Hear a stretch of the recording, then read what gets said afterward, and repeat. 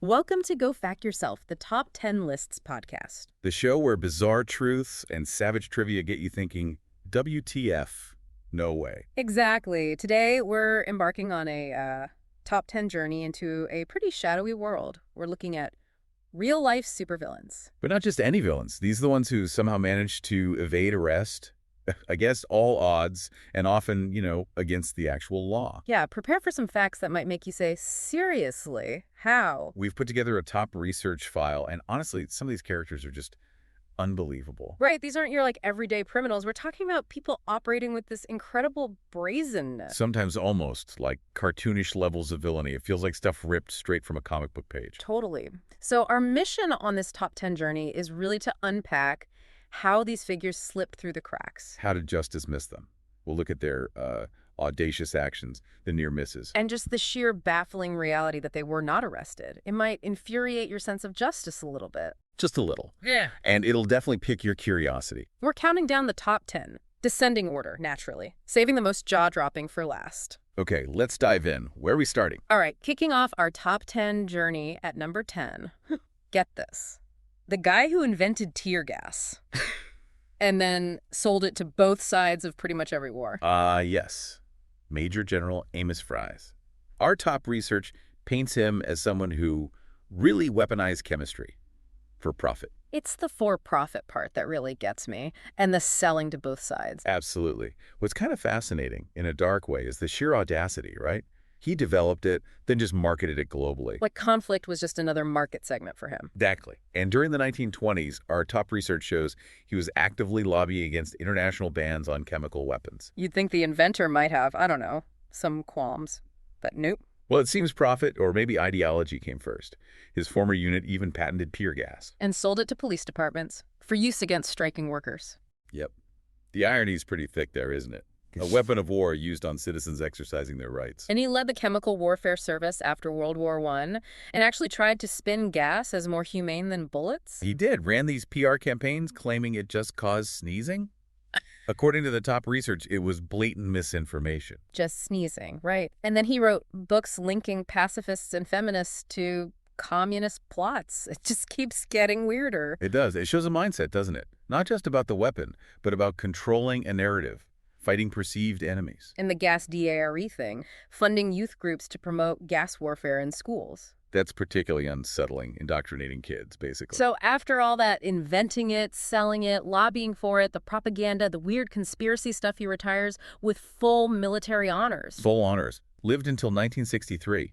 Never faced any legal repercussions. Wow. So that burning sensation at a protest, It has a history. A direct line back to this guy. A direct legacy.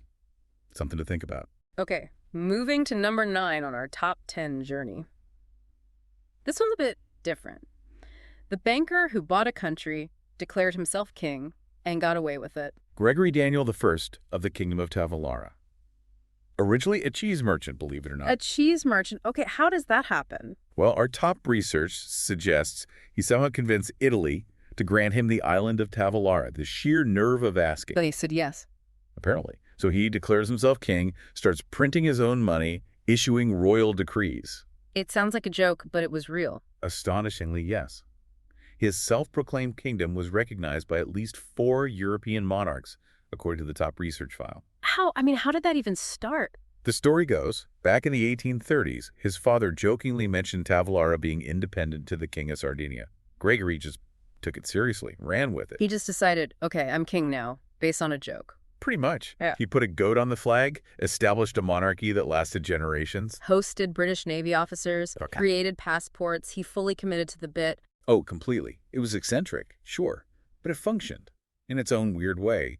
The top research even mentions the CIA briefly flagged the island during the Cold War. The CIA worried about the cheese kingdom. It seems so. But the key point for our list, nobody stopped him. It was just too absurd, apparently. So the lesson is, if your villainy is weird enough, people might just let it slide. Maybe. It definitely shows the limits of formal power when faced with something totally out of left field. All right, number 8. Back to more modern and definitely shadier territory. The crypto bro who faked his death. Probably Gerald Cotton. Ah, yes. Yeah. The Quadrigacy X founder. This is villainy for the digital age. He supposedly died in India in 2018. Supposedly doing a lot of heavy lifting there because his death locked away, what was it, $250 million. $250 million in crypto keys. Gone. Inaccessible to about 76,000 users. And the timing, as our top research points out, was convenient. Wrote his will just days before this trip to India where he supposedly died. Very convenient. And the details are just messy. Hairs on the death certificate. And no verified photo of the body, right? That's the big one for me, in 2018. Highly suspicious. Extremely. Plus, investigations later showed he'd been moving client funds to fake accounts for years. A classic Ponzi, really, just with crypto. So the lost keys narrative was maybe just cover for the fact the money was already gone. That's the strong suspicion. Our top research also indicates he'd looked into how to disappear, used aliases, had links to tax havens, all the signs of planning an exit. And the autopsy details, or what little there is, don't quite match his known medical history. Right. It all adds up to something very, very fishy. Online sleuths, documentaries. They all suggest he might just be alive, living off that stolen crypto. It really does scream elaborate escape, doesn't it? A cautionary tale for the crypto world. Absolutely. Highlights the vulnerabilities, the potential for deception when things are new and maybe not fully regulated. Okay, number 7. This one is heavy. The Nazi doctor who kept his medical license after WWII, Dr. Joseph Mengele. Yeah. Mengele, the angel of death from Auschwitz. His villainy is just profoundly disturbing, known for those horrifying experiments. Experiments driven by this twisted obsession with genetics, pseudoscience, surgeries without anesthesia, trying to change eye color, the twin experiments. It's sickening. Truly, the stuff of nightmares. And the fact that he, one of the most wanted men after the war, just vanished. Escaped justice completely. Lived freely in South America until he died naturally in 1979. Our top research shows he used fake IDs, moved around, Argentina, Paraguay, Brazil. He blended in. People around him apparently didn't suspect who he really was. It's chilling to think someone capable of such evil could just live normally. Well, the presence of other former Nazis in South America likely helped provide a network, some cover. But still, his notoriety, escaping for decades, is remarkable in a horrifying way. It represents a massive failure of international justice, doesn't it? Absolutely. It raises huge questions about accountability for war crimes, especially when perpetrators manage to disappear. A dark chapter. Moving to number 6. A different kind of shadowy figure. The most dangerous hitman in history who never got caught. Luis Felipe Restrepo. Restrepo. The phantom assassin from the Colombian cartel era, the 1980s. Our top research links him to, allegedly, over 500 assassinations. 500. That number is staggering. And he was never arrested. Never caught during his active career. The law didn't even get close, it seems. How? Was it just cartel protection? That was part of it, surely. Strong ties to the Medellin cartel, Escobar's network. But our top research suggests it was also his methods. Like what? Untraceable techniques, master of disguise, constantly moving, never stayed anywhere long, extremely cautious, extremely professional. He took on high-profile targets too, right? Even people connected to law enforcement? Exactly, and still evaded detection. That points to incredible skill and discipline in a terrifying context. And his retirement is a mystery too. Just as mysterious as his career. Some think he's still alive, maybe in Medellin. Many of his alleged hits remain officially unsolved. He just erased his tracks completely. The ultimate ghost. Pretty much. A legend in the underworld, I suppose. It shows the challenge law enforcement faces against someone that meticulous and embedded. Okay, we're at the halfway point. Number 5 in our top 10 journey. A household name for mystery lovers? D.B. Cooper. Ah, Cooper. The ultimate disappearing act. The guy who flew under the radar. Literally. Skyjacked a Boeing 727 in 1971, got $200,000 in ransom. And then parachuted out, somewhere over the Pacific Northwest into the night, and was never seen again. It's one of history's greatest unsolved mysteries, isn't it? Despite a massive FBI manhunt spanning decades, nothing. No identity confirmed, no body found, whereabouts unknown. No one even saw him jump clearly. And most of the ransom money never surfaced either, except for a small bundle found years later. Which just added to the confusion. The FBI chased leads for years, exhumed bodies, explored wild theories. And so many people have claimed to be Cooper over the years, right? Oh, yeah. Lots of claims, lots of theories about who he really was. Disgruntled airline mechanic, military vet, maybe even a spy. But no proof. Just vanished. Did he survive the jump? Did he die in the wilderness? Did he have help on the ground? We just don't know. Yeah. And maybe never will. It's the perfect crime in a way, because the perpetrator simply ceased to exist as far as the world knows. A true enigma. Shows that sometimes people really can just disappear. It really does. A testament to planning, luck, and maybe just the vastness of the wilderness. All right, number 4. Another incredibly dark story. The famous cult leader who got away with murder and millions. Jim Jones. Jim Jones and the People's Temple. Jonestown, it's a name synonymous with, well, the horrific potential of cults. He orchestrated that mass suicide or murder-suicide, really, of nearly 1,000 followers in Guyana in 1978. Yeah, it's one of the most shocking events of the 20th century. For years before that, he had absolute control in that remote jungle compound. How did he achieve that level of control? Our top research points to a mix of things: charisma, manipulation, claims of healing powers, isolating his followers. In fear, presumably. Threats against defectors. Absolutely. His speeches contained threats. Then came the investigation by Congressman Leo Ryan, who was then murdered, along with others, by Jones's followers right there at the airstrip. A clear sign things were completely off the rails. That was the catalyst for the final tragic event.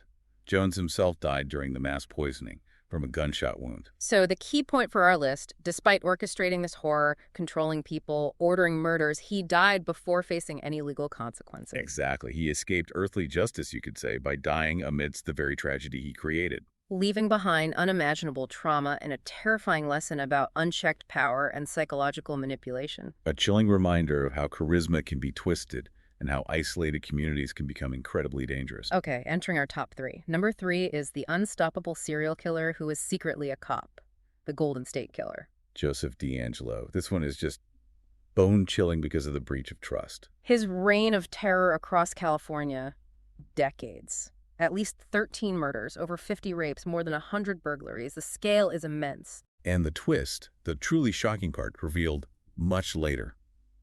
He was a police officer during many of these crimes. The person people might call for help was the monster. How does that even happen? He remained undetected for decades after the crimes stopped. The case went cold, leaving victims and communities terrified. Until 2018, right? When genetic genealogy finally broke the case. Yes. Linking crime scene DNA to his relatives through genealogy websites. He was in his 70s by then, never caught in the act, or even close, during his active years. So his police background must have helped him evade capture for so long. Unquestionably. Our top research highlights this. He knew police procedures, investigation techniques, how to avoid leaving evidence, how to blend in, insider knowledge. That's terrifying. It just highlights such a potential for abuse of power. Absolutely. His arrest sent shockwaves for that very reason. It forces a hard look at vetting and oversight within law enforcement. A monster hiding in plain sight, wearing a badge. Unbelievable he got away with it for so long. Truly. A long-delayed justice, finally served thanks to science, but he evaded arrest during his entire criminal career. Number 2 on our top 10 journey. This one touches on science, ethics, and controversy. The tech genius who played God and got away with it, Dr. Anthony Fauci. Okay, this is a complex and certainly controversial one. Dr. Fauci, a very prominent figure in public health and infectious disease research for decades. And the supervillain angle here, according to the outline, stems from criticism and controversy surrounding some of his work. Right. It's important to state we're reporting on the controversies highlighted in our top research.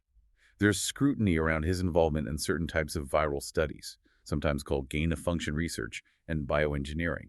Ethical debates have flared up. The outline mentions scrutiny over human genetic experimentation, with claims of some tests having devastating consequences. Yes, that's part of the criticism leveled against research he's been involved with or overseen. Questions have also been raised by critics regarding potential links to bioweapons research initiatives, though these are often highly contested claims. And the got away with it part for our list? The idea is that despite these ethical concerns and controversies, he has largely continued his work and maintained his influential position without facing significant official consequences or sanctions related to these specific criticisms. The ambiguity around the ethical lines in cutting-edge science, perhaps? That's likely part of it. Plus, his long-standing influence and central role in public health often positioned him, in the eyes of critics, beyond serious questioning or accountability on these controversial research fronts. It's a really complex area where science, ethics, and politics collide. Okay, definitely a lot to unpack there, and perspectives clearly differ strongly. But adhering to our theme of evading consequences for controversial actions, that's his place at number 2. Based on the criticisms outlined, yes. Which brings us to number 1 on our top 10 journey of villains who evaded arrest. The notorious bank robber who masterminded his escape from Alcatraz. John Anglin, along with his brother Clarence Anglin and Frank Morris, the Alcatraz escape of 1962. The Rock. Supposedly inescapable, but these 3 vanished. Vanished without a trace. And to this day, the FBI officially doesn't know for sure if they survived the escape or died in the attempt. That uncertainty is key, isn't it? They were never confirmed dead, never recaptured. Exactly. Their plan was incredibly meticulous. Our top research details how they spent months using crude tools to chisel through their cell walls. And the fake heads, made from soap, toilet paper, paint, real hair, left in their bunks to fool the guards during night counts. Genius in a way. Incredible patience and ingenuity. They crafted rafts and life vests from stolen raincoats, prepared for months right under the guards' noses. Then slipped out, got to the water's edge, and into the freezing San Francisco Bay. And that's where the trail goes cold. Did they make it across? Did they drown? Did they have help? A massive manhunt found nothing definitive. No bodies, no confirmed sightings later that held up, just gone, escaping Alcatraz. It's become legendary. The ultimate prison break story, precisely because it remains unsolved. They beat the system, beat the inescapable prison, and were never held accountable again for their original crimes or the escape. Truly mind-boggling. From tear gas inventors to phantom hitmen, crypto ghosts, and Alcatraz escapees. Wow. Just, wow is right. This whole top 10 journey, it really leaves you thinking, doesn't it? The sheer audacity is one thing, but the how. How did they dodge justice? It makes you question the systems, the loopholes, the oversights. Sometimes just sheer luck, maybe. Or sheer absurdity, like the King of Tavalara. Each story has different implications, too. Normalizing chemical weapons. The risks in crypto, the horrors of unchecked experiments like Mendeley's, the difficulty of catching sophisticated criminals like Restrepo or Cooper. The fallibility of secure places like Alcatraz, the abuse of trust like D'Angelo, the dangers of cults like Jonestown. And the complex ethical questions around figures like Fauci. It's not just bizarre trivia, is it? No, it's a glimpse into history's darker corners, into human nature, into questions of justice, accountability, order versus chaos. We definitely encourage everyone listening to dig deeper into these stories. There's always more detail, more perspectives. Absolutely. What else can you uncover? What does it tell you about the world? Well, thanks for joining us on this pretty eye-opening top 10 journey into the world of real-life supervillains who got away. Until next time. Yeah. Keep thinking critically. And remember, sometimes truth is way, way stranger and more unbelievable than any fiction. Go fact yourself.